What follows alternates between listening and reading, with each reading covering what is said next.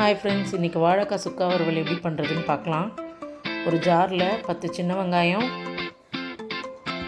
4 பல் பூண்டு, 2 சின்ன துண்டு இஞ்சி சேர்த்துக்கலாம். 1 ஸ்பூன் சோம்பு, 1 ஸ்பூன் சீரகம், 1 ஸ்பூன் மிளகு, தேவையான அளவு மஞ்சத்தூள், ஒரு அரை ஸ்பூன் கரம் மசாலா, தேவையான அளவு மிளகாத்தூள் சேர்த்துக்கலாம். நான் இன்றைக்கி இங்கே குழம்பு மிளகாத்தூள் தான் சேர்த்துருக்கேன். உப்பு தேவையான அளவு சேர்த்துக்கலாம். இதை கோர்ஸாக அரைச்சிக்கோங்க. 2 வாழைக்காவை இந்த மாதிரி சைஸில் க்யூபாக கட் பண்ணி வச்சுருக்கேன். இதை இப்போ நம்ம கடாயில் ஆயில் ஊற்றி ஃப்ரை பண்ண போகிறோம்.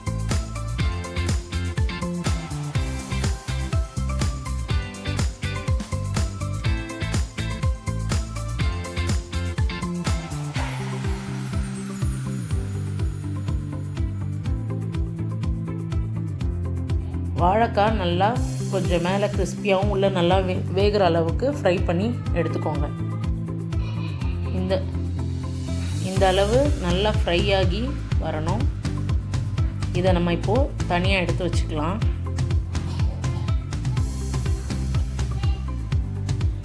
அதே ஆயிலில் இப்போ நம்ம அரைச்சி வச்ச அந்த மசாலாவை சேர்த்துக்கலாம். இப்போ நல்லா மிக்ஸ் பண்ணி பச்சை வாசனை போகிற வரைக்கும் மிக்ஸ் பண்ணிட்டுருங்க. இப்போ நல்லா பச்சை வாசனை போய் எண்ணெய் பிரிஞ்சு வரணும். இது மாதிரி எண்ணெய் பிரிஞ்சு வந்ததுக்கப்புறம்